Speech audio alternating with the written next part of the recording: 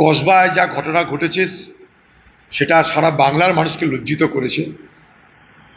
আমার শুধু একটা জিনিস অবাক লাগছে, সারা কসবা নিয়ে সারা ভারতবর্ষ নয়, সারা বাংলা নয়, সারা ভারতবর্ষ নিয়ে আলোচনা।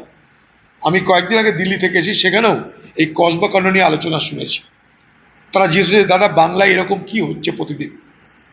কিন্তু একটা জিনিস লক্ষ্য করে দেখবেন, বাংলার মুখ্যমন্ত্রী তিনি তার দলের রেশন চোরকে বাঁচাতে ময়দানে, তার দলের শিক্ষক চোরকে বাঁচাতে ময়দানে। কিন্তু এই কসবা কাণ্ডের পরিপ্রেক্ষিতে বাংলার মুখ্যমন্ত্রীর মুখে একটা শব্দ শুনেছেন আপনারা? একবারও তার মুখে কোনো কথা শুনেছেন যে তিনি এই ঘটনার নিন্দা করেন, না ঘটনাকে ভালোবাসেন, না ঘটনার বিচার চান, না শাস্তি চান? বাংলার মুখ্যমন্ত্রী স্পিক টু নট।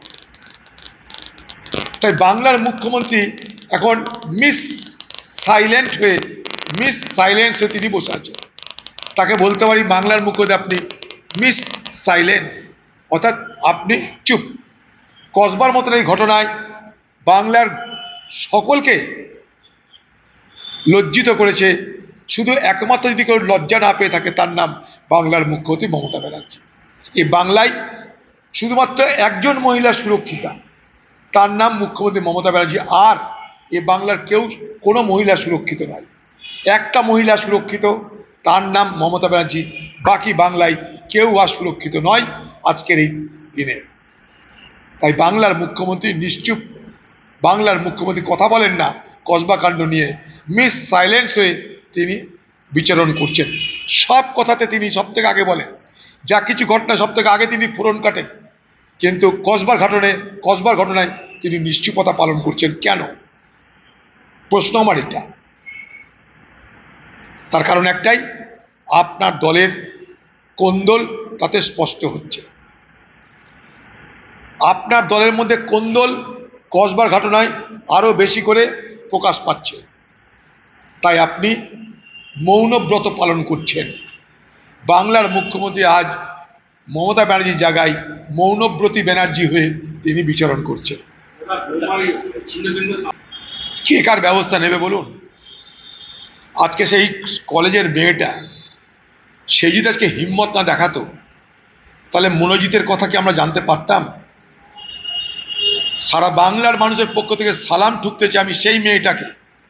তার নাম জানি না, পরিচয় জানি না, কিন্তু তার দৃঢ়তা আমাদেরকে উদ্বুদ্ধ করছে যে সে এত কিছু অত্যাচারের পরেও, এত ভয় ভীতি প্রদর্শনের পরেও সে হিম্মত দেখিয়ে, সাহস দেখিয়ে, দৃঢ়তা দেখিয়ে প্রতিবাদ করেছিল বলেই এই মনোজিতের মতন কুলাঙ্গার, মনোজিতের মতন এই বাংলার আপদ, মনোজিতের মতন এই বাংলার শয়তানদের কুৎসিত চেহারা দেখতে পাচ্ছেন। এরকম কত শয়তান পর্দার আড়ালে আছে, এরকম কত শয়তানের চেহারা আজও প্রকাশ্য নয়। সে হিসাব করতে গিয়ে আতঙ্কিত হতে হবে বাংলার মানুষকে। এই মনোজিৎ শুধুমাত্র ল কলেজ নয়, এ বাংলার সব কলেজে এরকম মনোজিৎ আছে। কত মেয়ে ধর্ষিতা হয়ে লজ্জার জন্য সে প্রকাশ করতে পারেনি, ধর্ষিতা হয়ে, অত্যাচারিতা হয়ে, পড়ার কারণে, বাবা মাকে রক্ষা করার কারণে, ভয় ভীতির কারণে মুখ খুলতে পারেনি। সেই সংখ্যাটা বাংলার মানুষ একবার ভেবে দেখুন।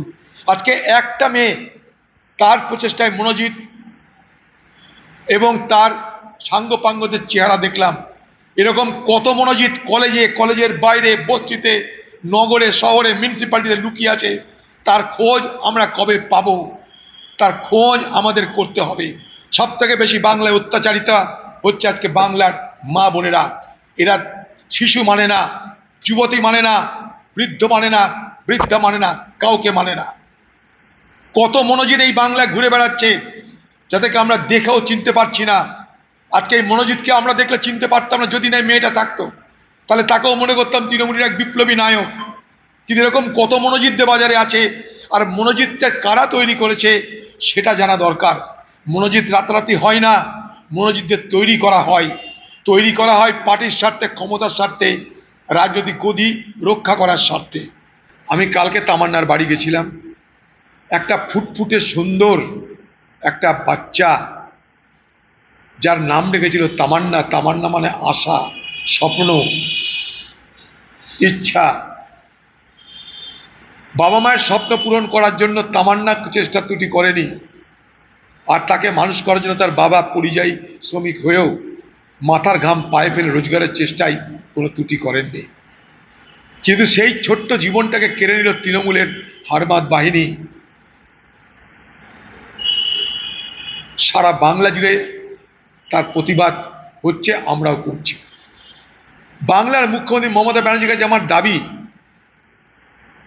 যে তামান্নাকে দেখতে একবার এলে আপনার কি জাত যেত?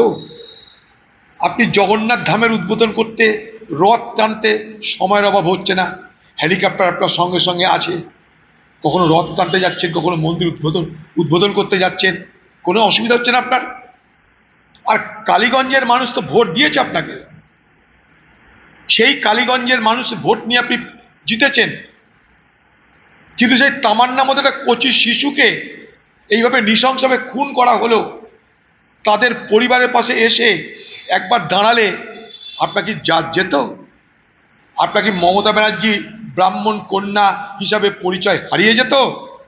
বাংলার মুখ্যমন্ত্রীকে আমার জিজ্ঞাসা, বাংলার মুখ্যমন্ত্রীকে আমার দাবি, তামান্নার মায়ের দাবি সমর্থনে, যে তামান্নার মা আজও আতঙ্কে আছে। কালকে আমাকে বলছিল যে এখানে পুলিশ আসে কিন্তু আমাদের বাড়ির সামনে আসে না, এখানে বহু গুন্ডা বদমাশ যারা আমার মেয়ের খুনের সঙ্গে জড়িত তারা ঘুরে বেড়াচ্ছে, আমার ভয় হচ্ছে আমার উপরে না পাল্টা হামলা হয়, আমার স্বামীর উপরে না পাল্টা হামলা হয়। তবুও তিনি শেষে বললেন যে আমি দেখব পুলিশ কি করছে, এখনো ভরসা রাখতে হচ্ছে আমাকে, কিন্তু না পারলে আমাকে অন্য ব্যবস্থা নিতে হবে, তার জন্য আমি আন্দোলনে নামবো, অনশন করবো, অবস্থান করব। কিন্তু আমার একমাত্র কন্যা সন্তান তামান্নার অপরাধীদের আমি বিচার চাই। বাংলার মুখ্যমন্ত্রীর কাছে আমার দাবি, বাংলার মুখ্যমন্ত্রীর কাছে আমার স্পষ্ট দাবি, লক্ষ্মীর ভাণ্ডার নয়, আরো মানুষের অনেক কিছু প্রয়োজন, মায় বোনেদের নিরাপত্তার প্রয়োজন, তাদের নিজেদের, তাদের সন্তান সন্ততিদের। বাংলার মুখ্যমন্ত্রী আমার দাবি, তামান্নার পরিবারের মানুষের সঙ্গে, তামান্নার পরিবারের লোকেদের সঙ্গে, তামান্নার মায়ের সঙ্গে এসে দেখা করে আপনি তামান্নার মায়ের কথা শুনুন, এটা আমার দাবি পশ্চিমবঙ্গের তৃণমূল